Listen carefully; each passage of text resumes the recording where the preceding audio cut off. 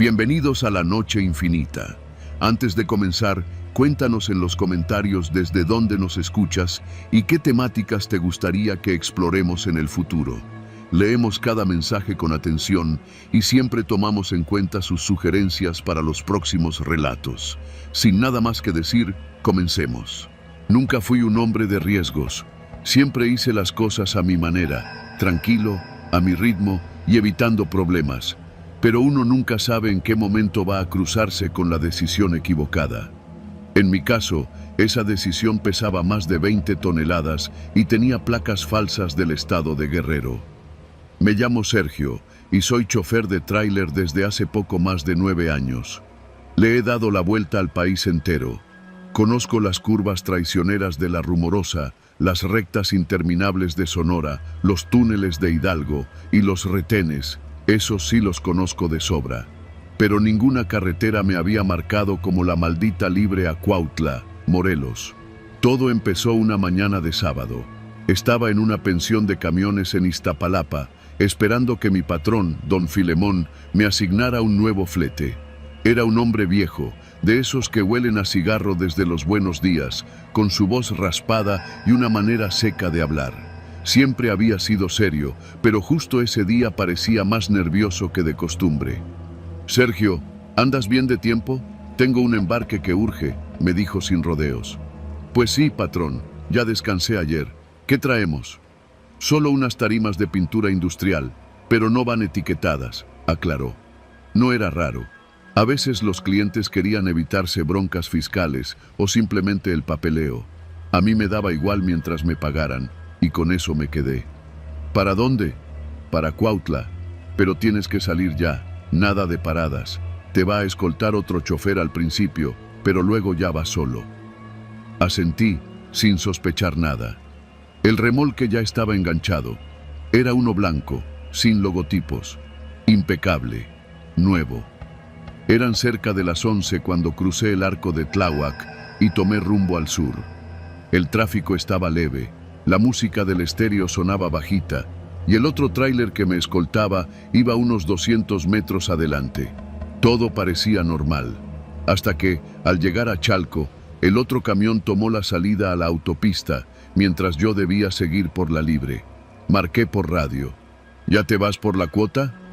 «Cambio de ruta, me hablaron del taller», respondió el otro operador. Su tono era seco, pero no me preocupé demasiado. Seguí solo, como tantas otras veces.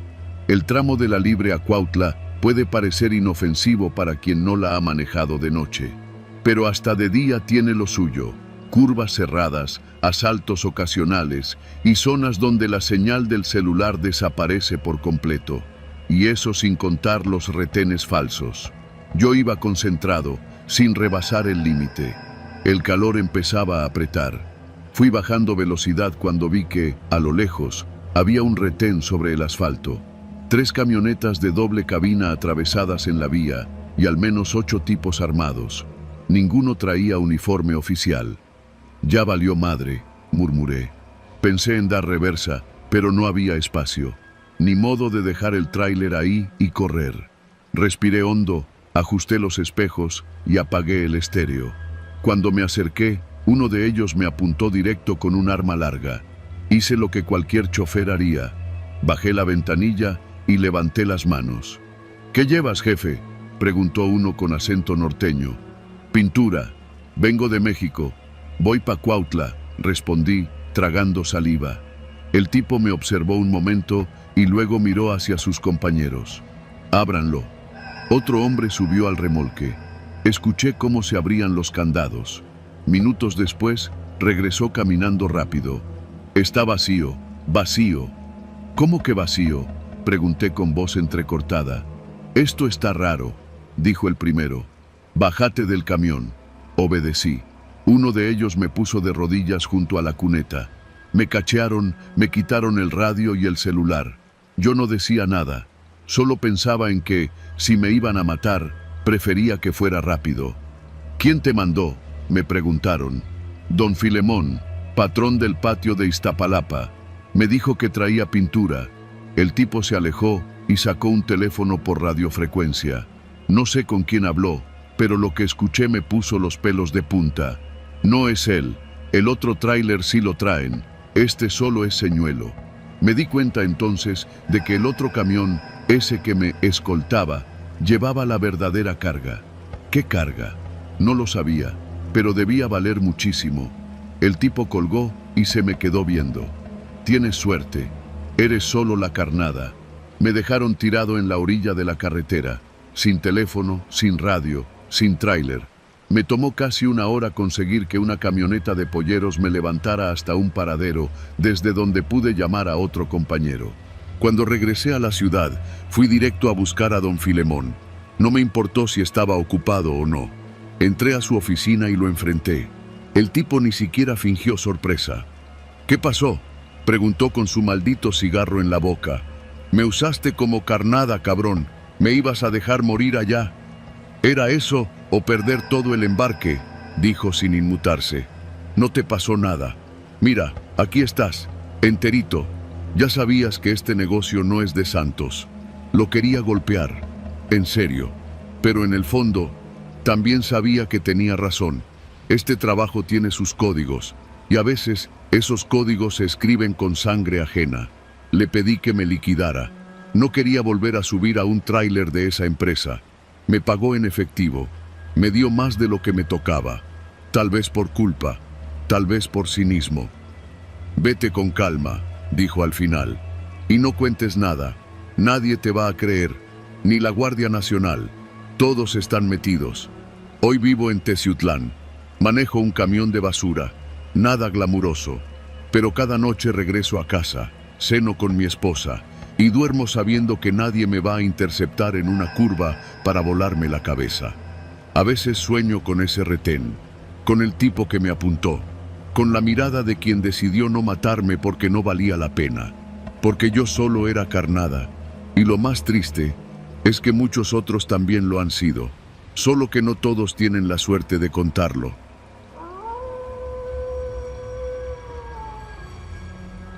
Me llamo Armando Juárez, tengo 51 años y llevo más de media vida detrás del volante. He cruzado México de punta a punta, desde las aduanas de Nuevo Laredo hasta las orillas del Suchiate. Pero lo que me pasó en esa carretera maldita rumbo a Mexicali cambió mi vida para siempre. Si no lo cuento, es como si todo lo que pasé no hubiera servido de nada. Así que aquí va. Todo comenzó una tarde calurosa en Silao, Guanajuato. Estaba descansando en una pensión cerca de la zona industrial. Acababa de dejar un cargamento de electrodomésticos en un almacén de Liverpool y me estaba echando unos tacos de tripa con un agua de horchata cuando sonó mi teléfono. Era Elías, mi contacto con la empresa transportista que a veces me lanzaba rutas privadas, bien pagadas pero sin tantos papeles. ¿Qué onda, don Armandito? ¿Libre o qué? Depende, compa, de qué tamaño es el marrano. Se rió. Esa risa suya siempre me pareció como de chacal, seca, hueca. Tengo un flete para usted de primera, de Silao a Mexicali, carga, químicos para una maquila, todo legal, todo en orden, 70 bolas a la entrega, limpio, 70,000 pesos, por un solo viaje. Ni pregunté más. A la mañana siguiente me presenté en el Parque Industrial de Puerto Interior. El cargamento ya estaba listo, 8 tambos industriales color azul marino, todos sellados, con etiquetas de reactivo orgánico no volátil y una hoja con códigos que ni entendí. Firmé lo de costumbre, recibí la dirección de entrega y arranqué el Kenworth con destino al norte. Al principio todo iba bien. Pasé por Zacatecas y luego me lancé por la 54 hacia Saltillo. Dormí en una pensión cerca de Ramos Arizpe y al día siguiente tomé la 57 rumbo a Monclova. Todo como reloj. Solo había algo que me tenía inquieto. En el papel venía una instrucción en rojo. No abrir la carga, no parar en retenes civiles, no permitir inspecciones no oficiales. Eso me prendió la alerta, pero ya era tarde. Iba en ruta y el dinero estaba en juego. El primer detalle raro me pasó en un Oxxo de nadadores, Coahuila. Paré por unas papitas y un refresco. Dejé el tráiler estacionado a la sombra, como siempre. Cuando regresé, vi a un tipo cruzando la calle que me miró raro. Llevaba una gorra blanca y una mochila. Fingí que no lo noté. Ya en cabina, encendí el motor y lo vi por el retrovisor. Estaba sacándole fotos al tráiler con su celular. No le dije nada. Arranqué de inmediato. Horas después, mientras pasaba por la autopista de Cuatro Ciénegas, noté que un coche gris, un Tsuru viejo sin placas delanteras, venía siguiéndome a una distancia sospechosa. Me cambió el humor. Aceleré hasta perderlo entre unas curvas, pero la desconfianza se me quedó en la espalda como sudor frío. Esa noche dormí mal en una gasolinera cerca de Santa Rosalía. Me eché un burrito de machaca y me quedé en la litera del camión. Puse alarma en el GPS por si alguien movía el tráiler y dejé la escopeta bajo el colchón. Nunca la he usado, pero por algo la cargo. Al tercer día, ya en Sonora, todo se fue al carajo. Iba por la México 15, a la altura de Benjamín Hill, cuando me rebasó una camioneta Explorer negra sin placas. Me pitó y luego bajó la velocidad hasta ponerse a mi ritmo. 3 tipos dentro. Uno sacó medio cuerpo por la ventana y me señaló con el dedo. No como amenaza, como si me estuviera marcando. Mi corazón empezó a golpear. Por instinto, apreté más el volante y aceleré. La Explorer se quedó atrás, pero no desapareció. Me seguía, a distancia. Pensé en detenerme en el retén de la Guardia Nacional en Querobabi, pero recordé la instrucción: no permitir inspecciones no oficiales. Entonces me di cuenta de lo idiota que había sido. No era un cargamento normal, y yo no era más que un tonto útil. Me habían usado para pasar algo, y ahora alguien más lo sabía. Decidí no parar más. Seguí de largo, con los ojos en los espejos.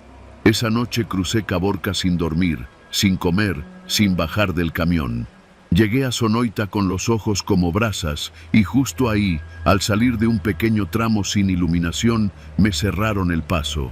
Eran 2 camionetas más, una por delante y otra por detrás. No traían luces. Solo escuché los frenos y el rechinar de llantas. Supe que me iban a emboscar. Giré el volante con fuerza hacia la terracería y salí disparado hacia el monte. Las ruedas del tráiler comenzaron a sacudirse como si fuera una lancha. Sentía el peso de la carga haciéndome perder el control, pero logré avanzar unos metros hasta un claro. Detuve el camión, apagué luces y motor, saqué la escopeta, respiraba como toro. Escuché los motores, me estaban buscando. En la oscuridad, solo los cactus, el polvo y el miedo eran testigos. Pensé en mi hija, en mi vieja, en todo lo que había hecho para no quedarme sin trabajo. Y ahí estaba, a punto de morirme por transportar algo que ni siquiera sabía qué era. Pasaron unos minutos, tal vez 10, tal vez 1 hora. No se acercaron, pero sabía que no se habían ido. Encendí el celular, sin señal, GPS caído. Lo único que tenía era el radio CB. Lo encendí y empecé a hablar. Aquí camión 87, solicitando ayuda. Estoy cerca de Sonoita. Me siguen. Tengo carga comprometida. Requiere asistencia inmediata. Repito. Una voz respondió. Camión 87. ¿Quién es su contacto? Me congelé. Esa no era la Guardia Nacional. Esa era otra frecuencia. Ellos estaban escuchando. Apagué todo. Abrí la puerta y salí con la escopeta. Me interné en el monte. Caminé hasta que el tráiler desapareció entre las sombras. Me escondí detrás de una piedra enorme y esperé. En la distancia escuché cómo abrían la caja del tráiler. No sé cuánto tiempo pasó. Al amanecer volví al camión. La caja estaba abierta, vacía. Los tambos se los habían llevado. No rompieron nada, sabían lo que buscaban. Dejaron solo una bolsa negra en el asiento del copiloto. La abrí. Era un fajo de billetes y una nota escrita con plumón. Gracias por el favor, don Armandito. Usted es más valioso vivo que muerto, pero no se meta más. Este fue su último flete.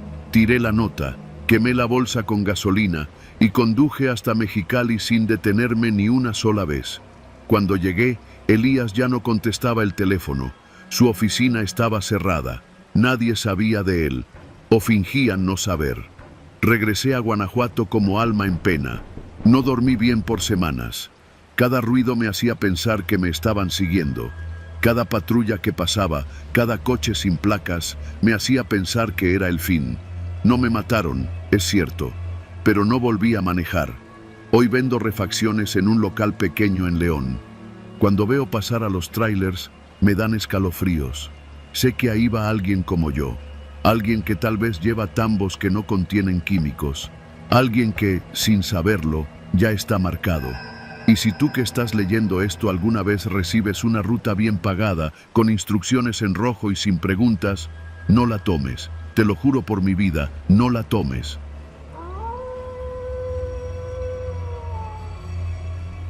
Decidí no parar más. Seguí de largo, con los ojos en los espejos. Esa noche crucé Caborca sin dormir, sin comer, sin bajar del camión. Llegué a Sonoita con los ojos como brasas y justo ahí, al salir de un pequeño tramo sin iluminación, me cerraron el paso. Eran dos camionetas más, una por delante y otra por detrás. No traían luces, solo escuché los frenos y el rechinar de llantas. Supe que me iban a emboscar. Giré el volante con fuerza hacia la terracería y salí disparado hacia el monte. Las ruedas del tráiler comenzaron a sacudirse como si fuera una lancha. Sentía el peso de la carga haciéndome perder el control, pero logré avanzar unos metros hasta un claro. Detuve el camión, apagué luces y motor, saqué la escopeta, respiraba como toro, escuché los motores, me estaban buscando. En la oscuridad, solo los cactus, el polvo y el miedo eran testigos. Pensé en mi hija, en mi vieja, en todo lo que había hecho para no quedarme sin trabajo. Y ahí estaba, a punto de morirme por transportar algo que ni siquiera sabía qué era. Pasaron unos minutos, tal vez 10, tal vez una hora. No se acercaron, pero sabía que no se habían ido. Encendí el celular, sin señal, GPS caído. Lo único que tenía era el radio CB. Lo encendí y empecé a hablar. Aquí camión 87, solicitando ayuda. Estoy cerca de Sonoita. Me siguen. Tengo carga comprometida. Requiere asistencia inmediata. Repito. Una voz respondió. Camión 87. ¿Quién es su contacto? Me congelé. Esa no era la Guardia Nacional. Esa era otra frecuencia. Ellos estaban escuchando. Apagué todo. Abrí la puerta y salí con la escopeta. Me interné en el monte. Caminé hasta que el tráiler desapareció entre las sombras. Me escondí detrás de una piedra enorme y esperé. En la distancia escuché cómo abrían la caja del tráiler. No sé cuánto tiempo pasó. Al amanecer volví al camión. La caja estaba abierta, vacía. Los tambos se los habían llevado. No rompieron nada, sabían lo que buscaban. Dejaron solo una bolsa negra en el asiento del copiloto. La abrí. Era un fajo de billetes y una nota escrita con plumón. Gracias por el favor, don Armandito. Usted es más valioso vivo que muerto, pero no se meta más. Este fue su último flete. Tiré la nota, quemé la bolsa con gasolina y conduje hasta Mexicali sin detenerme ni una sola vez. Cuando llegué, Elías ya no contestaba el teléfono. Su oficina estaba cerrada. Nadie sabía de él, o fingían no saber. Regresé a Guanajuato como alma en pena. No dormí bien por semanas. Cada ruido me hacía pensar que me estaban siguiendo. Cada patrulla que pasaba, cada coche sin placas, me hacía pensar que era el fin. No me mataron, es cierto, pero no volví a manejar. Hoy vendo refacciones en un local pequeño en León. Cuando veo pasar a los trailers, me dan escalofríos. Sé que ahí va alguien como yo. Alguien que tal vez lleva tambos que no contienen químicos. Alguien que, sin saberlo, ya está marcado. Y si tú que estás leyendo esto alguna vez recibes una ruta bien pagada, con instrucciones en rojo y sin preguntas, no la tomes. Te lo juro por mi vida, no la tomes. Camioneros, igual que tú, dijo el más viejo. Los que sí se detuvieron, los que sí bajaron del camión, los que sí marcaron el número, los que sí se mancharon de sangre en la cuneta. Me miraban como jueces, pero no era rabia lo que veían en mí. Era otra cosa, como lástima. ¿Qué quieren que haga?, pregunté. ¿Tú qué crees? El flaco se acercó y me puso una mano en el hombro. No era una amenaza, pero su tacto fue como hielo. Me giró ligeramente y me señaló algo a lo lejos, detrás de la tienda abandonada. No lo había visto antes. Un carro, un sedán rojo, completamente destruido. Mis rodillas flaquearon. Di un paso atrás. Volteé hacia ellos, pero ya no estaban. Solo los tráileres, cerrados, silenciosos. Corrí hacia mi camión. Me subí, cerré con seguro y encendí el motor. La adrenalina me nublaba la vista. Los espejos no mostraban a nadie, pero el carro rojo seguía ahí. Doblado como un acordeón, el toldo hundido, el parabrisas cuarteado. Pisé el acelerador y salí derrapando de ese maldito lugar.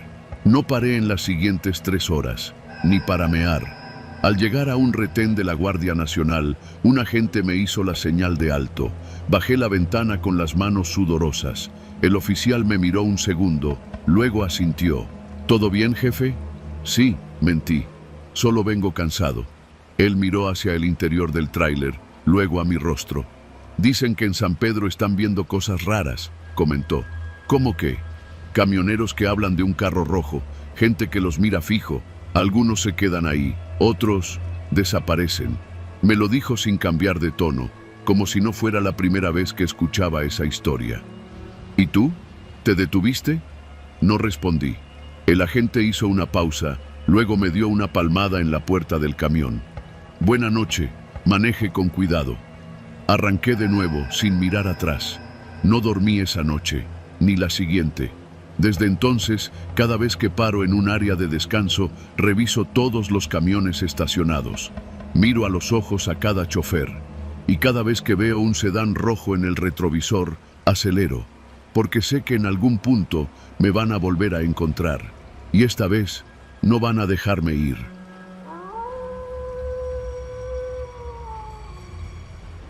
Me llamo Ernesto Salazar. Tengo 48 años, casi 20 de ellos al volante. Manejo un tráiler doble remolque con caja refrigerada, transportando carne congelada desde Chihuahua hasta la central de abasto en Iztapalapa. Conozco las carreteras de este país mejor que mi propia casa. Puedo decirte dónde hay retenes, zonas de baches, gasolineras confiables y los tramos donde hasta los policías tienen miedo de patrullar de noche. Nunca había tenido miedo real en un viaje, hasta esa noche.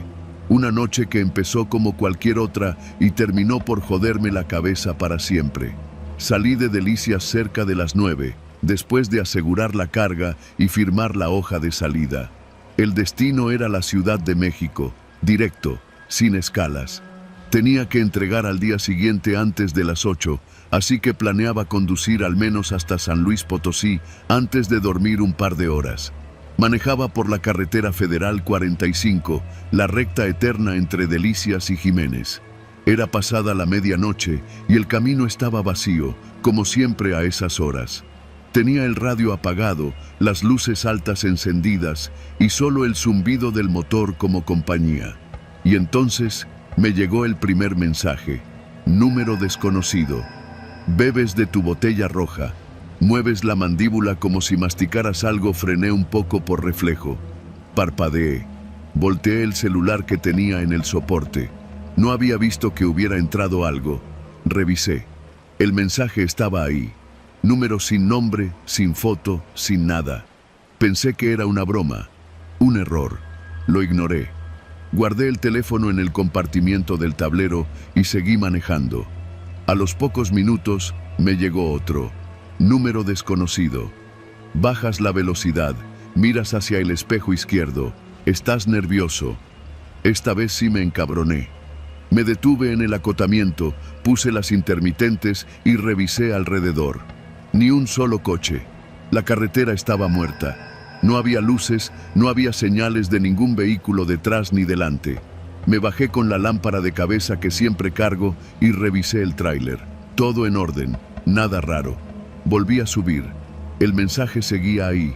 Lo leí otra vez. No decía nada grave, pero me sentí expuesto, como si alguien estuviera arriba, en la caja, como si me vieran desde adentro del motor. Respondí. ¿Quién eres? Nada, ni un doble check, ni leído, solo silencio. Suspiré, me limpié las manos y retomé el camino. pero el aire dentro de la cabina ya no era el mismo.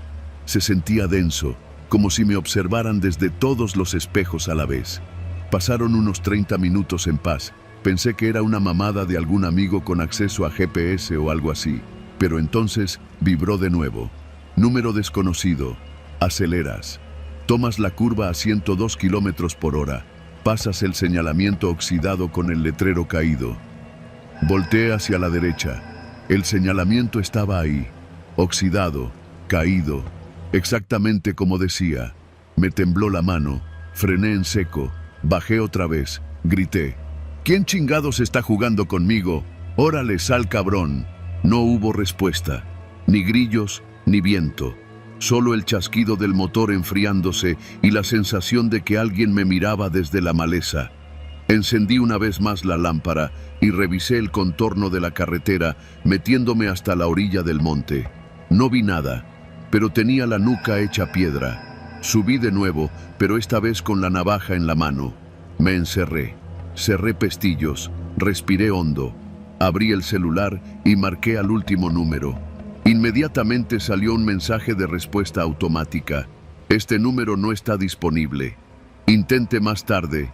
No era WhatsApp, era SMS común. Eso fue lo que me sacó más de onda.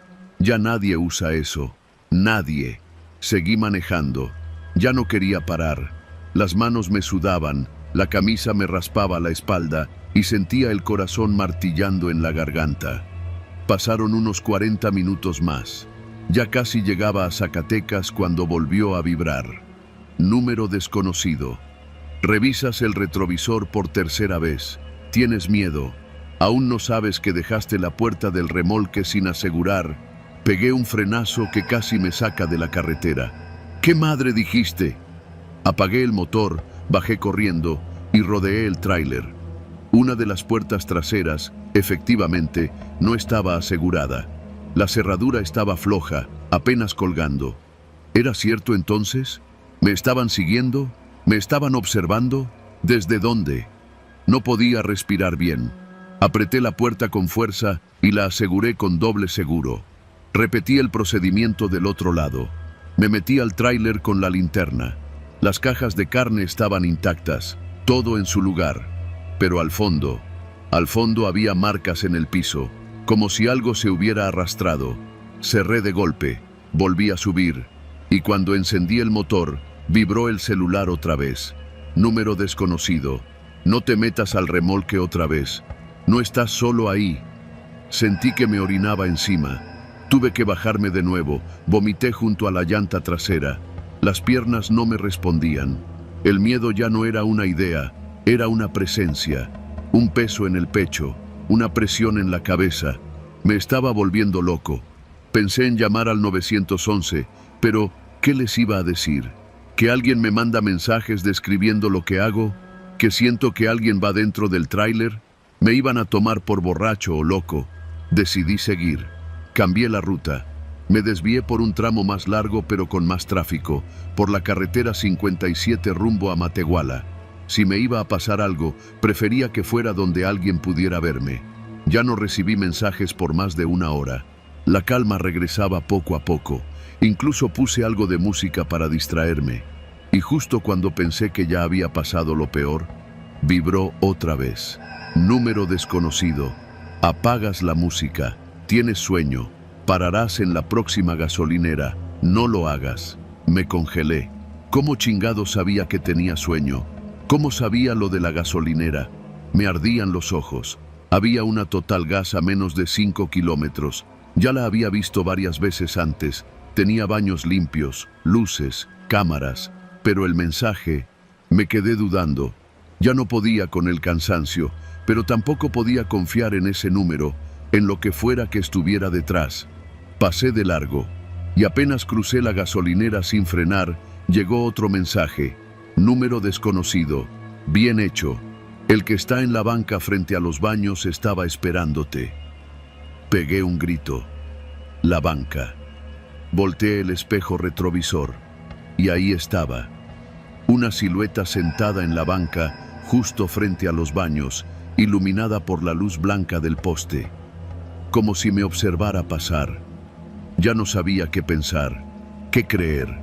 Mi cabeza ya no diferenciaba el miedo de la lucidez.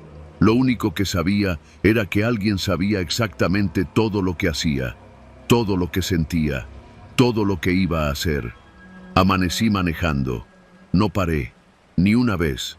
Llegué directo a la central de abasto casi a las 8, con las manos entumidas del volante, los ojos secos y el celular apagado. Lo había apagado a propósito, y nunca más volví a encenderlo. Cambié de número, de empresa. Ya no hago ese trayecto, solo rutas cortas, locales. Me niego a cargar carne, os refrigerados. Nunca supe quién me mandaba los mensajes, pero lo que sea que estuviera al otro lado, sabía demasiado, y yo ya no quiero saber nada.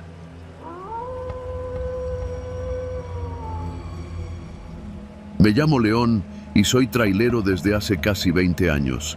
He cruzado medio país con carga refrigerada, perecedera, a veces electrónica o mercancía general, lo que toque. De Monterrey hasta Veracruz, de Mexicali a Chiapas. Me gusta la soledad del camino y detesto las plazas llenas de ruido y traileros metiches.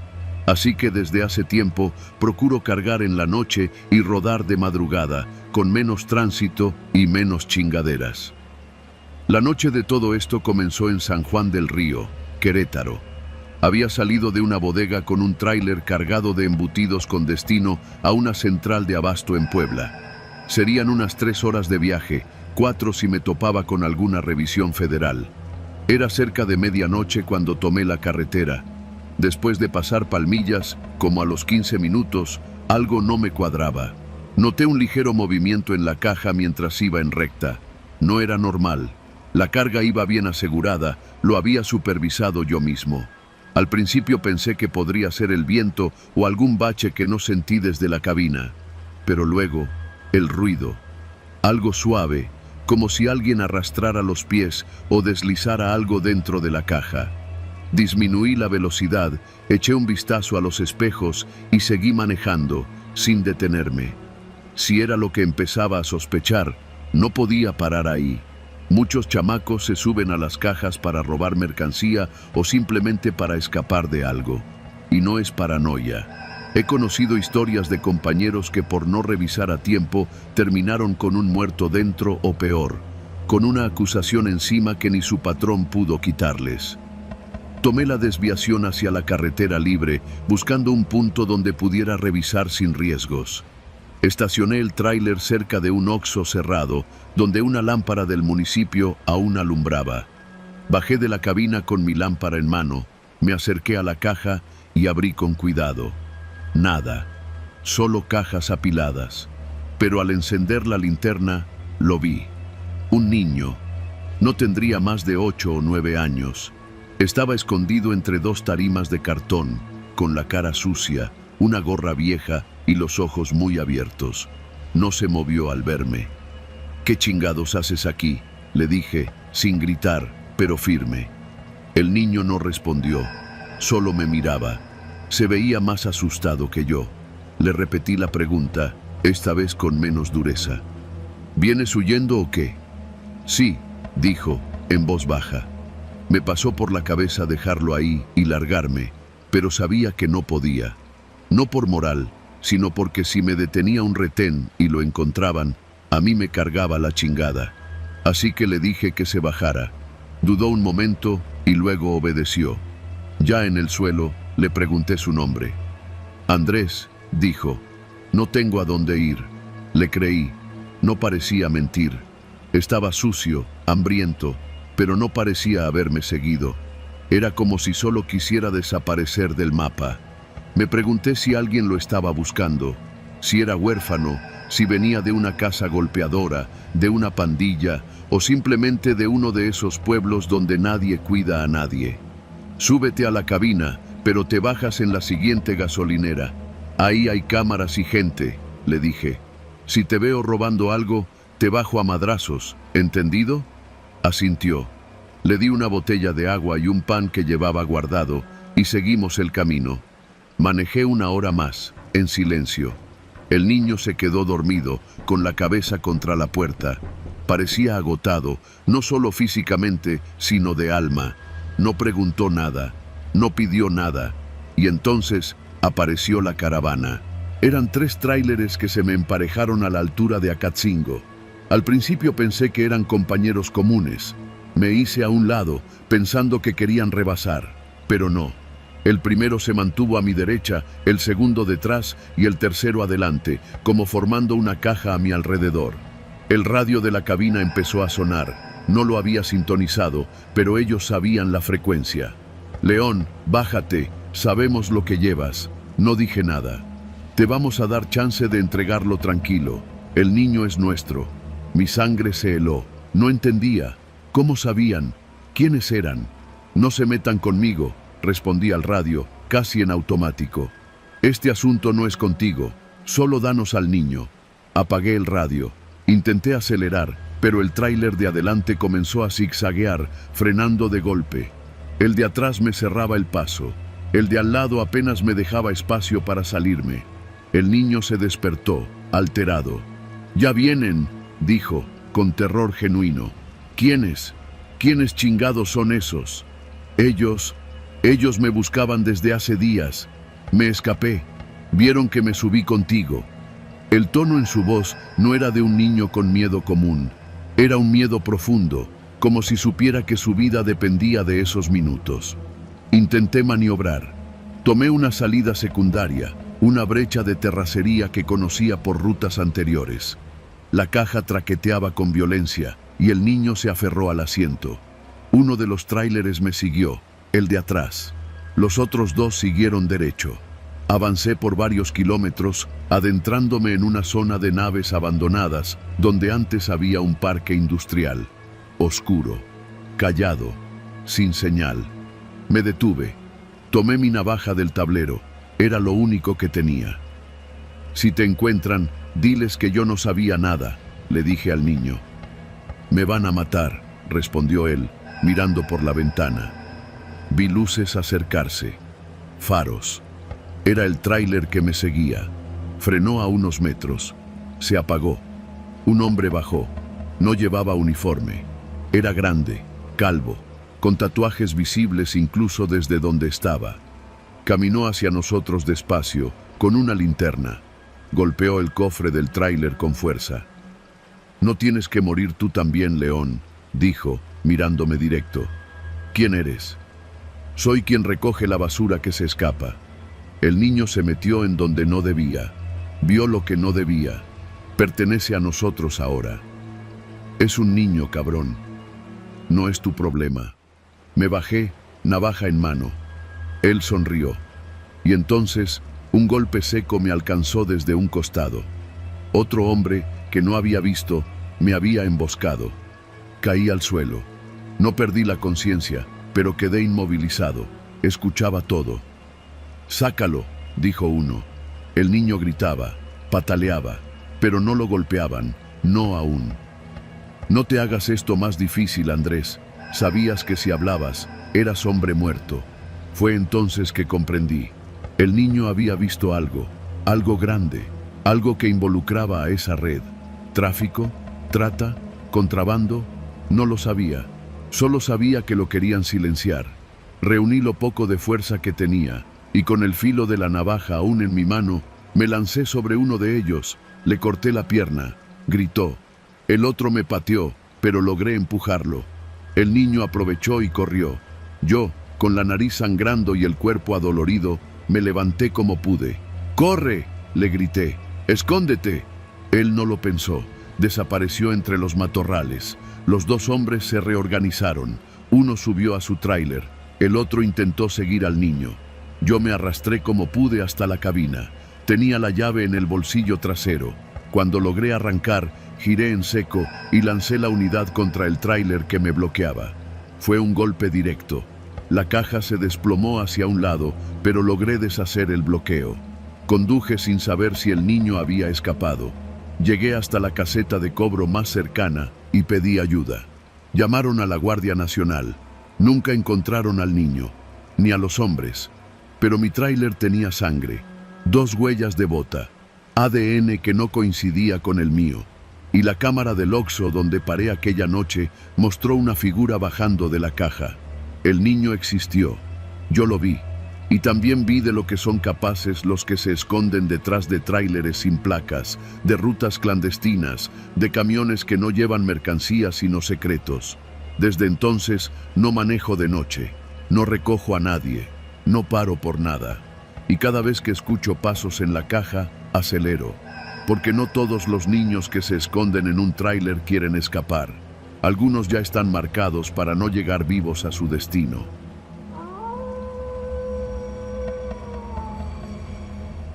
Eran 3 tráileres que se me emparejaron a la altura de Acatzingo. Al principio pensé que eran compañeros comunes. Me hice a un lado, pensando que querían rebasar. Pero no. El primero se mantuvo a mi derecha, el segundo detrás y el tercero adelante, como formando una caja a mi alrededor. Soy Jesús Trejo, chofer de carga pesada desde hace más de 15 años. He manejado por todo el país, desde las aduanas en Tijuana hasta el istmo de Tehuantepec, llevando mercancía de todo tipo, electrónicos, ganado, cemento, incluso ataúdes una vez. Nada me sorprendía ya, hasta que me tocó aquella ruta desde el puerto de Veracruz hasta Ciudad Juárez, la que casi me cuesta la vida, o la cordura. Me asignaron un tráiler con 2 remolques que ya venía sellado desde la bodega portuaria. No me dijeron qué cargaba, solo que debía entregarlo sin detenerme más que para cargar combustible y que alguien me contactaría durante el trayecto con nuevas instrucciones. Pensé que era una de esas entregas privadas con cláusulas de confidencialidad. No era la primera vez, pero el que me ofrecieran el doble de mi tarifa sin siquiera regatear, me debió haber hecho sospechar desde el principio. Salí un viernes por la noche, cuando la carretera hacia Córdoba apenas empieza a vaciarse. Mi camión era un Kenworth rojo, modelo reciente, cómodo pero sin lujos. Llevaba víveres suficientes, 2 termos con café cargado y una hielera con sándwiches. El radio estaba apagado. Me gustaba el silencio para concentrarme. Había manejado unas 3 horas cuando sonó el primer mensaje en la consola del GPS.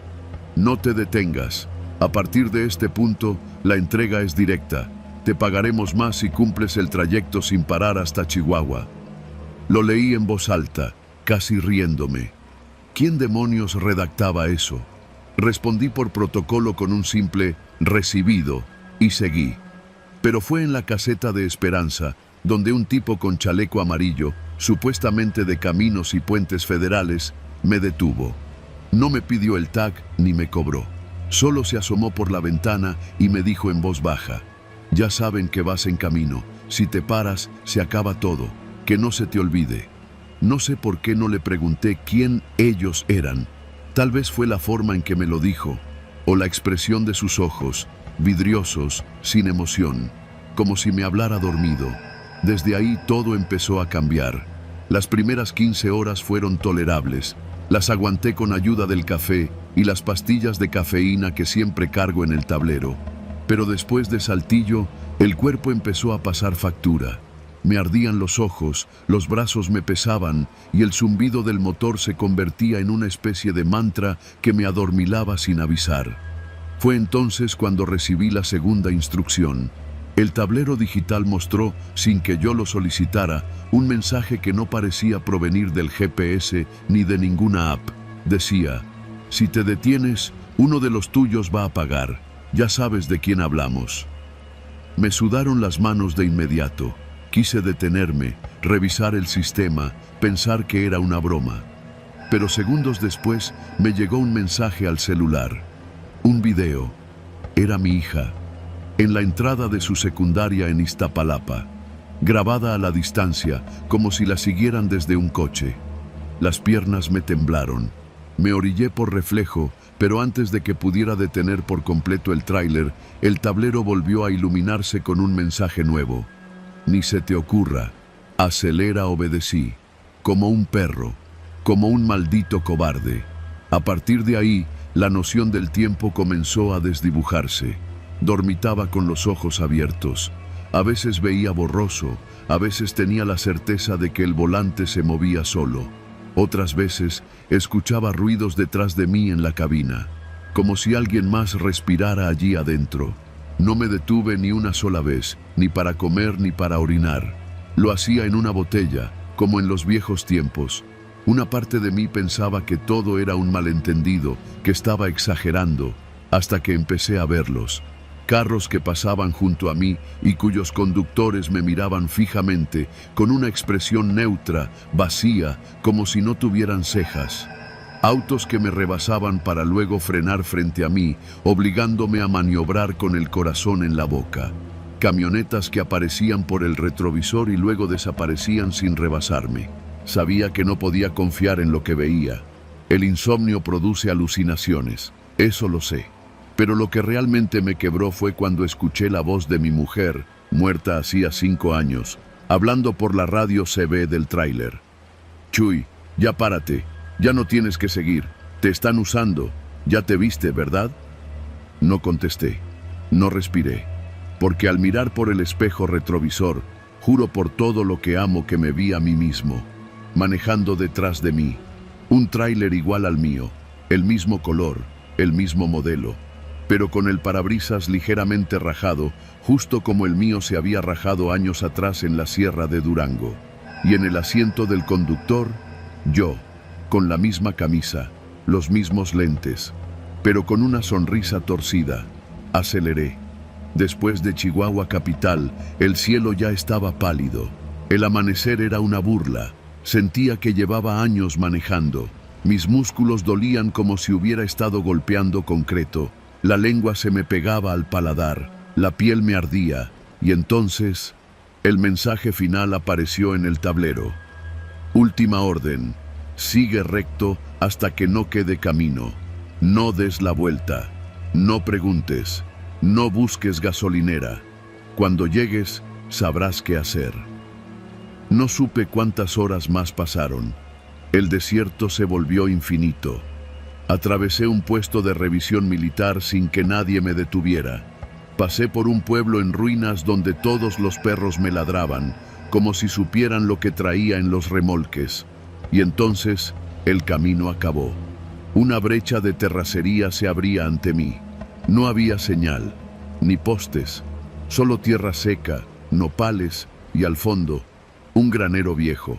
No un punto de entrega, no una bodega. Un pinche granero de película. Me bajé por primera vez en más de un día y medio. Mis piernas flaquearon.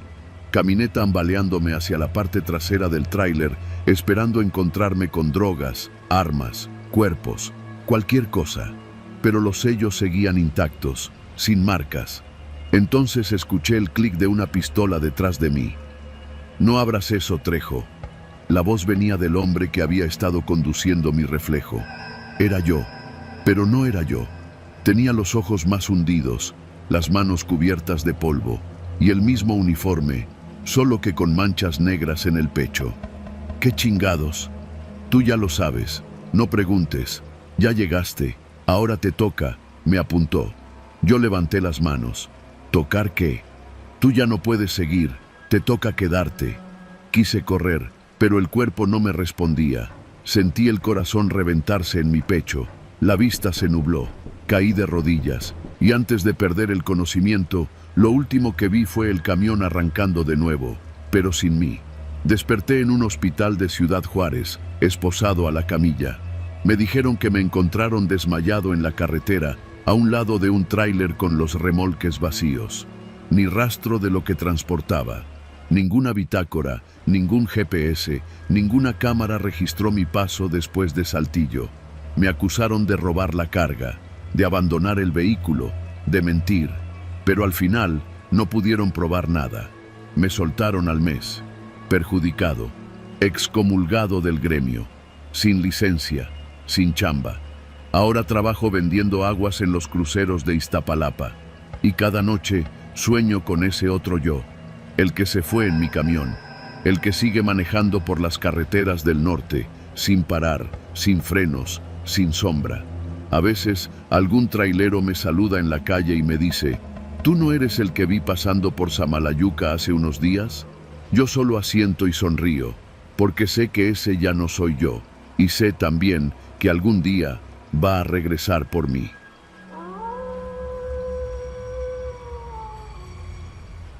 Soy Elías, operador de tráiler desde hace más de 15 años.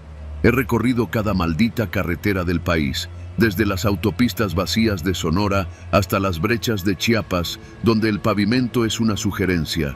Conozco la soledad del camino, el insomnio a media madrugada, los retenes sorpresivos y hasta el miedo legítimo a los asaltos. Pero nada, ni lo más turbio que haya vivido, se compara con lo que me pasó en esa ruta hacia lo desconocido. Nada. Aquella noche había salido del Parque Industrial de Monterrey, cargado con tarimas de materiales de construcción rumbo a una obra en Tuxpan, Veracruz. Ruta conocida, paga buena. Me gustaba ese recorrido. Solía hacerlo en 2 días, con escala para dormir en un motel modesto en Ciudad Valles. No tenía razón para sospechar nada, ni tráfico, ni clima jodido. El tráiler iba parejito, sin fallas, hasta que me detuve a cargar diésel cerca de Linares. Era una estación Pemex pequeña, a un lado de una tienda de abarrotes, atendida por un morro joven que me conocía de otras veces. Mientras revisaba niveles, me dijo que alguien me había dejado un sobre. «Te dejaron esto», dijo sin mayor ceremonia, extendiéndome el paquete marrón. Me dijeron que era urgente. No traía remitente, ni logo, ni nada escrito más allá de mi nombre, en mayúsculas con plumón negro. Elías G. Torres. Lo tomé con recelo. En el fondo, algo me punzó en el estómago. Pero uno aprende a ignorar esas punzadas. Lo abrí ahí mismo, con las manos manchadas de grasa. Lo primero que salió fue una fotografía, y casi se me cae el alma. Era mi mujer, Irene, y mis 2 hijos, Emiliano, de 9 años, y Camila, de 6. Estaban en el parque donde siempre los llevo los domingos, junto al columpio azul. La foto era reciente. La ropa que traían puesta, el peinado de Irene, todo me resultaba familiar. Detrás de la imagen, escrita a mano, una sola frase: «No entregues en Tuxpan. Ve al punto que te indicaremos. Tu familia te espera». No había número, no había coordenadas, solo esa amenaza implícita. Me senté en la orilla de la cabina, sintiendo un sudor frío bajarme por la espalda. No era paranoia. Alguien había estado vigilando a los míos. Alguien sabía exactamente dónde estaría yo y qué ruta tomaría. Revisé el sobre de nuevo. Dentro había más fotos, tomadas a diferentes horas, desde diferentes ángulos. Algunas desde un coche, otras desde dentro de una casa. En una se veía a Irene sacando la basura, con Camila aferrada a su pierna. Era una vigilancia prolongada. Me sentí atrapado, como si el tráiler fuera de pronto una celda. Mi primer impulso fue llamar a Irene, pero el celular no tenía señal, ni un rayito. Pensé que era cosa del lugar, pero el morro de la gasolinera estaba viendo videos en su teléfono como si nada. Tuve que fingir. Pagué el combustible y me fui sin decir más. Salí de ahí con las manos temblorosas en el volante. No podía pensar en otra cosa. Lo que más me jodía era que, hasta ese momento, no sabía qué querían de mí. A los 20 kilómetros sonó el teléfono. Número desconocido. Contesté con la voz seca. «¿Qué quieren?». Una voz masculina, muy calmada, habló del otro lado. «No hagas preguntas. Vas a desviarte en Ciudad Victoria. Antes de llegar a la salida norte, recibirás instrucciones. Si haces algo que no debas, se van a lastimar». Cortaron. Nada más. No pedían rescate. No pedían que dejara el tráiler, solo que cambiara el destino. Hasta ese momento no sabía si estaba siendo usado como mula sin saberlo, o si la carga era solo un pretexto para algo más grande. Me detuve a revisar el remolque. Lo rompí todo. Las tarimas, las cajas, hasta un par de sellos. No había nada raro, solo material de construcción, ladrillos, bolsas de cemento, varilla. Me dolieron las manos de tanto buscar sin encontrar nada. En Ciudad Victoria, ya cerca de medianoche, el celular volvió a sonar. Esta vez, la instrucción fue concreta. Debía tomar un desvío hacia la carretera libre rumbo a Jaumave. Me dijeron que me detendría en una brecha marcada con un bidón rojo, así de ridículo. «Si no lo ves, te marcaremos. Pero confiamos en que no seas pendejo, dijo la voz, cortante. Y ahí estaba, 20 minutos después, el pinche bidón rojo a un lado de la brecha, brillando bajo los faros. Tomé el desvío. El camino era una pinche pesadilla, tierra suelta, sin señalización, lleno de baches. Avancé casi una hora sin ver una sola casa. Solo monte, piedras y más oscuridad, hasta que llegué a un llano con una especie de caseta de concreto abandonada. Una voz salió de entre los arbustos, ordenándome bajar. Tenían luces de mano, como las de los mecánicos. Eran 3 hombres, con pasamontañas. No se identificaron. Me hicieron abrir la cabina. Revisaron mi cuerpo, el tráiler, el celular. Me lo quitaron sin decir nada. Uno de ellos me dio una tableta, de esas que usan para firmar entregas, con un archivo PDF abierto. Eran los planos de una obra, un centro comercial en la frontera. Me señalaron el nombre de una empresa de contratistas y luego uno de ellos habló. Lo que llevas va a esa obra, no está en el manifiesto. No preguntes, solo lo vas a dejar ahí. Habrá alguien esperándote, no hables con nadie más. ¿Y mi familia? Hasta ahora están bien. Cumple, y todo volverá a la normalidad. Me dieron una dirección, un parque industrial en la periferia de Reynosa. Un punto sin vigilancia, sin cámaras. Entregar ahí era ilegal. Cualquier oficial de la Guardia Nacional me habría tumbado si revisaban mi GPS. Pero lo hice. Conduje como robot, la mente en blanco. Solo pensaba en llegar y cumplir. La entrada estaba vacía, no había letreros, solo un portón gris con un número pintado con spray. Entré, bajé la carga. Nadie me habló. Solo 3 tipos más que salieron de una bodega y empezaron a mover las tarimas sin decir palabra. Una vez vacío, me devolvieron el celular. Revisa tu casa, me dijeron. Nada más. Conduje de regreso como alma en pena. Dormí apenas 2 horas en una pensión vieja al sur de Monterrey y luego tomé carretera hasta Saltillo y de ahí a San Luis. La cabeza me ardía. Cuando por fin llegué a casa, abrí la puerta con el corazón en la garganta. Y ahí estaban, Irene y los niños, dormidos en el sofá, como si nada hubiera pasado. No supe si los habían tenido secuestrados o si solo me habían hecho creerlo. Irene decía que no había notado nada raro, que los días habían pasado normales, salvo que yo no respondía mensajes. Ni una marca, ni un rastro, solo las fotos, que aún estaban en mi mochila. Fotos que ahora no sabía si eran recientes o si habían sido tomadas semanas antes. Fotos que no podía demostrar que eran amenaza. Desde ese día no volví a conducir de noche. Renuncié a la empresa. Me ofrecieron más dinero, incluso un tráiler propio, pero no acepté. Durante meses, cada vez que veía un auto detrás de mí por más de 10 minutos, cambiaba de ruta. Desconfiaba de todo. Una vez encontré una caja vacía frente a mi casa, sin remitente. Me encerré con mi familia durante 3 días.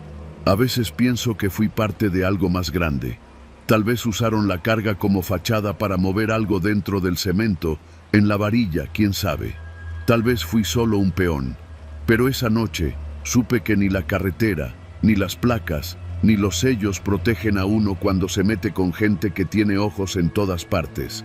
Y lo más jodido es que, hasta hoy, todavía no sé si esa fue la única vez o si solo fue una prueba.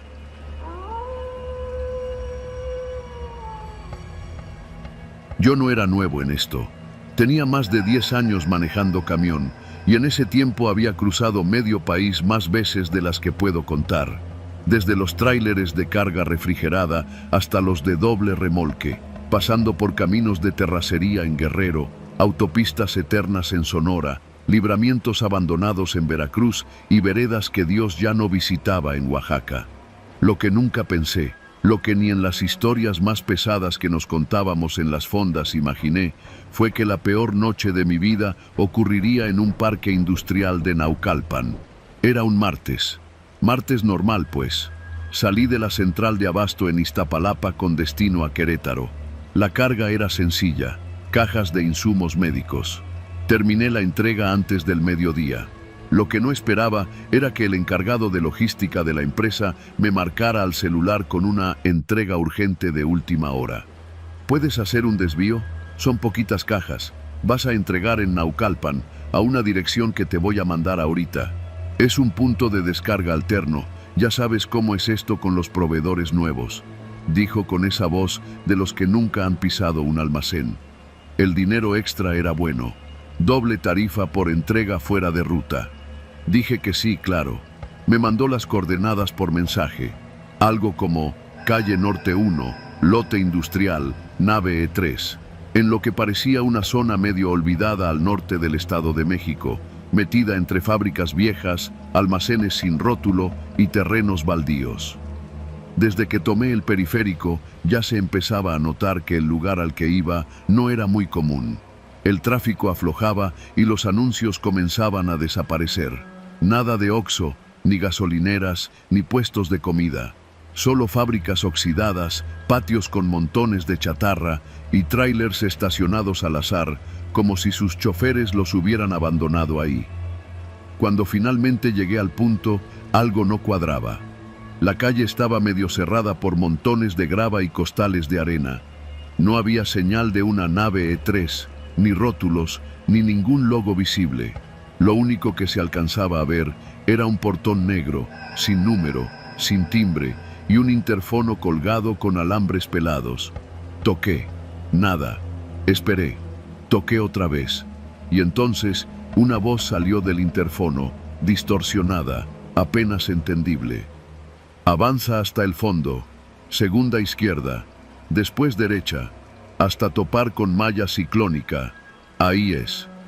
No hubo saludo, ni instrucciones claras. Apenas un murmullo metálico y la indicación de que siguiera por esa calle improvisada. Dudé, pero el mapa me decía que ya estaba en el punto. Avanza hasta el fondo. El portón negro se abrió automáticamente con un chirrido lento y entré al terreno. Desde el primer momento, algo me puso alerta. No había luces, no había gente, ni perros. Solo restos de estructuras metálicas, contenedores oxidados y camiones abandonados, de esos con llantas reventadas y toldos hundidos por el tiempo. Tomé la segunda a la izquierda, como dijo la voz, luego la derecha. Avancé por un camino cada vez más estrecho. Los árboles crecían desordenados a los lados del sendero y en el suelo había restos de plástico, cables y manchas de aceite viejo. Y entonces, como me lo indicaron, topé con la malla ciclónica. La malla cercaba un terreno enorme, dividido en secciones por bloques de concreto, una especie de zona de descarga improvisada. Al fondo se veían luces tenues parpadeando sobre lo que parecían ser más naves industriales, pero sin ventanas, como si estuvieran tapiadas desde hace años. Aparqué el camión y bajé. Toqué la bocina, una vez, luego otra. Nada. Y justo cuando iba a marcar de regreso al encargado, vi que una puerta pequeña, de esas metálicas corrugadas, se abría lentamente. De ahí salió un hombre. No tenía uniforme, ni gafete, ni radio. Llevaba solo una libreta en la mano y una lámpara de cabeza, como las que usan los mecánicos. Su cara estaba sucia, como si llevara años trabajando ahí sin ver el sol. ¿Traes las cajas de equipo médico?, preguntó sin saludar. Asentí. Dije que sí. Vas a descargarlas aquí, tú solo. Luego firmas el registro y te vas. No necesitas factura, ya están notificados. Eso me incomodó. ¿Y por qué no lo hace tu gente?, pregunté. El hombre me miró fijo. Tenía los ojos hundidos, secos. Aquí no entra cualquiera. No dije nada más. La paga era buena y ya solo quería terminar. Abrí las compuertas del tráiler y bajé las cajas como pude. 16 en total. Las coloqué en una mesa oxidada cerca de la reja. El hombre no las revisó. Solo anotó algo en su libreta y luego me extendió una hoja suelta, sin membrete, sin sello, solo una firma y un número. Con esto cobras, vámonos. Empecé a regresar al camión, pero justo en ese momento escuché algo. Un sonido hueco, como si algo se hubiera roto. Provenía de detrás de los contenedores. Me detuve. ¿Qué fue eso?, pregunté. El hombre me ignoró. Siguió caminando de regreso a la puerta, pero entonces otro sonido, un quejido, largo, ahogado, como si alguien tratara de gritar con la boca tapada. Me acerqué al borde del contenedor. El aire apestaba a plástico quemado y algo más, como carne podrida. Y lo vi. Había una zanja abierta en medio del terreno, una fosa, con montones de bolsas negras amontonadas. No bolsas de basura normales, no. Bolsas industriales, esas de cuerpo entero. Algunas estaban rasgadas, y lo que asomaba no era basura, era carne, brazos, dedos, huesos. Retrocedí. El estómago se me revolvió, me cubrí la boca. ¿Qué chingados es esto?, grité. El hombre ya no estaba. La puerta por donde había salido estaba cerrada. Corrí hacia el camión, subí de un brinco, intenté encenderlo, pero el motor no respondía. Giraba y giraba, pero no arrancaba. Algo lo había apagado, y entonces lo vi. Había alguien detrás del tráiler. Caminaba lento, cojeaba. Era otro hombre, o eso parecía. Llevaba un overol sucio y la cara cubierta con una especie de máscara quirúrgica. En la mano traía un gancho metálico. Caminaba directo hacia mí. Pisé el freno. Volví a girar la llave. Nada. Otro más apareció. Luego otro. Desde la oscuridad. Eran al menos 5. Caminaban hacia el camión como si supieran que estaba atrapado. Uno de ellos llevaba una lámpara de mano. Apuntó directo al parabrisas. La luz me cegó. Fue ahí cuando entendí que lo que había descargado no era lo que decía en la guía, y que ese lugar no era un simple punto de entrega. No me quedé a averiguarlo. Empujé la puerta y salté del camión. Corrí en dirección contraria, entre los contenedores, esquivando cables, montones de escombro, pasando junto a más bolsas negras. A mi izquierda, vi lo que parecían ser refrigeradores industriales oxidados. Uno de ellos estaba entreabierto. Me acerqué. Dentro había cuerpos, congelados, completos, etiquetados con números escritos a mano. Corrí. Seguí corriendo hasta salir de la malla ciclónica por un hueco entre los alambres. Me rasgué el brazo. Sangré. No me importó. Solo quería salir. Logré llegar a una carretera secundaria. A lo lejos vi las luces de una gasolinera. Corrí hasta allá y me metí a los baños, encerrándome sin decir palabra. Llamé a la policía. No me creyeron. Me dijeron que seguro había visto mal, que estaba alucinando. Solo cuando mencioné los restos humanos, tomaron el reporte. Fui a declarar. Me tuvieron retenido un día entero, luego me soltaron. Nunca salió nada en las noticias, ni un solo reporte. Nadie habló de eso. La empresa para la que trabajaba cambió de nombre una semana después. El encargado de logística desapareció, literal. Ya no contestaba el teléfono. Meses después, intenté buscar la dirección exacta donde ocurrió. No existe en los mapas. La nave industrial no aparece en ningún registro oficial.